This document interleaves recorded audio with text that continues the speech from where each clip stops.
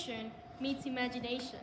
I'm your host, Melanie Lobos, and tonight's exclusive, meet Dylan, an autonomous robot who is driving circles around traditional engineering. To learn more, we're going live with Comet engineer, Melanie Lobos. Let's hear from you.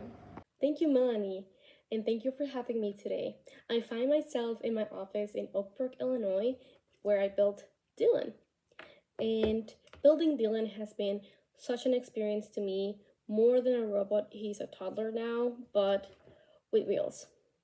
Let me tell you more about him and his functions. He moves forward until he sees danger. He avoids obstacles like a pro.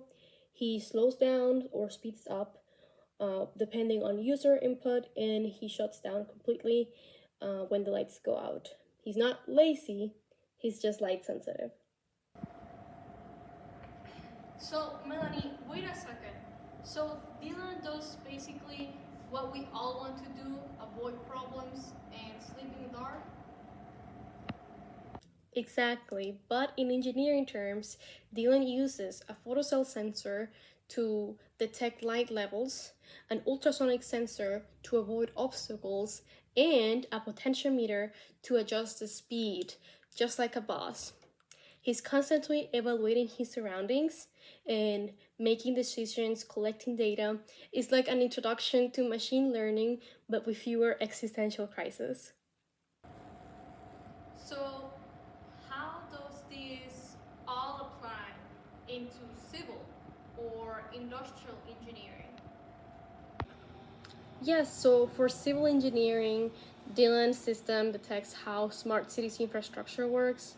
For example, traffic lights that change based on car flow, or streets that sense road congestion.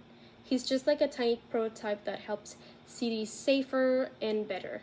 For industrial engineering, Dylan might be small, but he uses big industrial engineering principles like process optimization, where he is constantly evaluating his surroundings, like light sensitivity, user input, the sensors that he uses to make efficient, calculated decisions, just like a well run production line.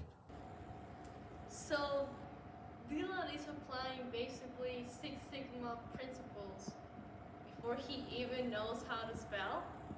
Yes, Dylan might not speak, but he speaks fluently DMIC.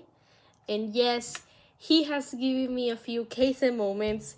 Like now, when I turn him on, he just loops around. But hey, continuous improvement, right? Thank you, Melanie. We're going on a break. I'm Melanie Lobos, and just reminding you to think smarter, build better, and never underestimate our robot's mission. Thank you. I'll see you after the break.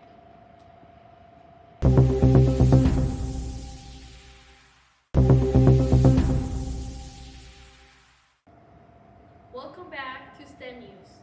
I'm Melanie Lobos, and before we let our brilliant engineer go, we've got one more question. What's your 5-year plan?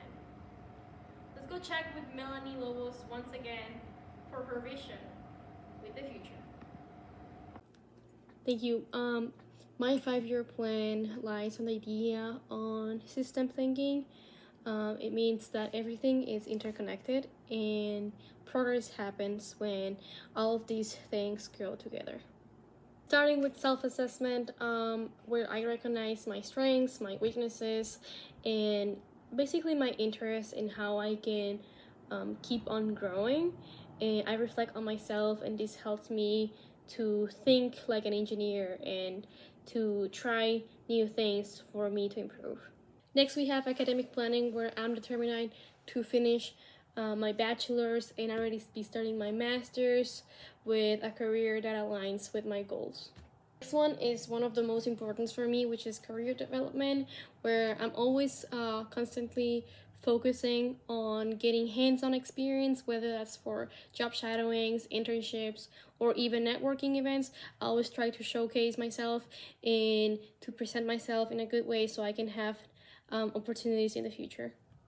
We have personal development. Personal development matters just as much.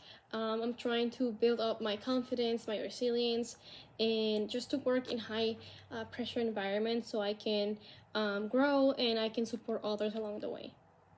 That's all for STEM News, where innovation rolls forward and the engineers behind it lead the way. Thank you for watching. I'm Melanie Lobos. See you next time.